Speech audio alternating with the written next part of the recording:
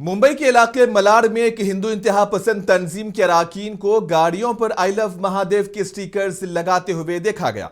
यह वाकया 25 अक्टूबर को सामने आया है, जिसमें एक गिरोह सड़क पर चलते हुए गाड़ियों को रुका रुका कर उस पर स्टिकर्स लगा रहा था कि इसी दौरान मुबैना तौर पर यह मोहम्मद का नहीं राम का हिंदुस्तान है कहते हुए भी सुना गया और अभी तक हुक्काम की जानिब से कोई रद्द-ए-अमल सामने नहीं आया है। बता दें कि आई लव महादेव तहरीक चंद माह कबल आई लव मोहम्मद पोस्टर्स पर तनाज़े के बाद शुरू हुई, जब कानपुर में पुलिस ने 4 सितंबर को ईद मिलादुन नबी सल्लल्लाहु अलैहि वसल्लम के जुलूस के दौरान बोर्ड्स लगाने के इल्जाम में 24 लोगों के खिलाफ एफआईआर दर्ज की। एहतजाज के सिलसिले में 7 अक्टूबर तक कुल 4505 मुसलमानों के खिलाफ मुकदमा दर्ज किया गया और 285 को गिरफ्तार भी किया गया था।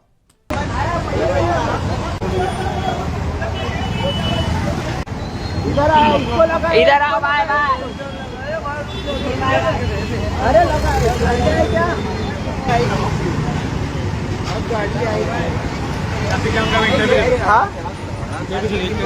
इंटरव्यू दे दूं?